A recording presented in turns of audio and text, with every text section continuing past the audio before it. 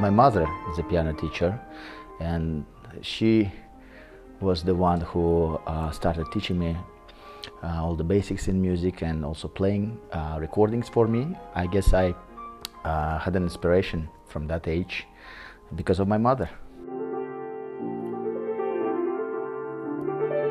I was very lucky because I had my mother at first as a first teacher, then Tamara Popovich.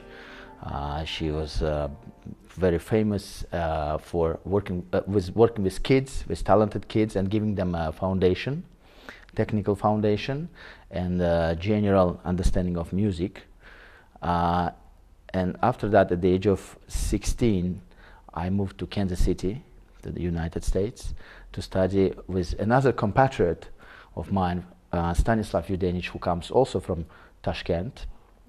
So I've studied with him, and that was a different kind of work. It was about refining your technique, understanding the styles and different composers and the language of music.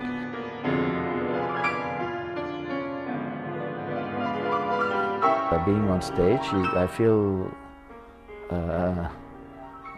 responsibility, because we as musicians, performing musicians, we serve as a bridge, let's say, between the composer and the audience, right? So we are spending many hours learning the score and also understanding the score and trying to interpret and transfer the composer's intentions to the audience. Of course, it's not like you just copy whatever written and then play like a robot, but you have to put your feelings, emotions.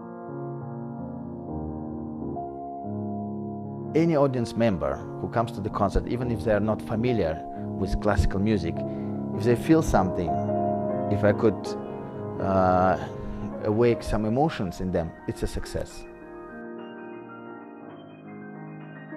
One of the challenging things is simply you are never home. You have to travel, you have to fly, check in, check out, and long flights. But you get used to it, and changing time zones and feeling constantly jet lagged. Classical music is something that will always be with us. It's something that human beings came up with, something most beautiful, because it doesn't depend on any politics or anything else. It's just pure. It's a very proud moment for humankind, I think, not just a nation. So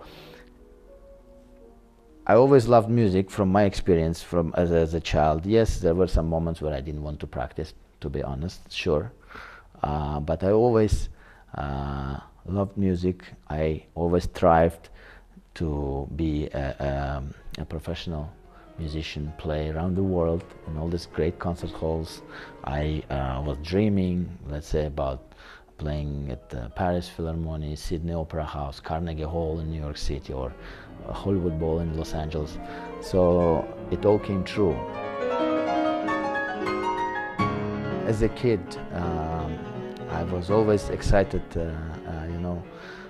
around New Year's time. One of my favorite movies was Home Alone. There is a moment in the second part, Home Alone 2, in New York City. He meets this woman, and then she takes him, little Kevin, she takes him to some concert hall, a very beautiful concert hall, and then they listen to music, to a symphonic orchestra.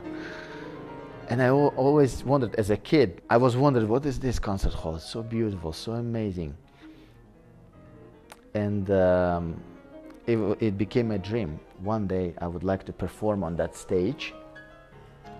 So I was, 24 years old, and I'm on stage of Carnegie Hall, and then it came to my mind, this was the Carnegie Hall. In New York City, the most famous concert hall in the world. So that dream, while I was 7 years old, came true.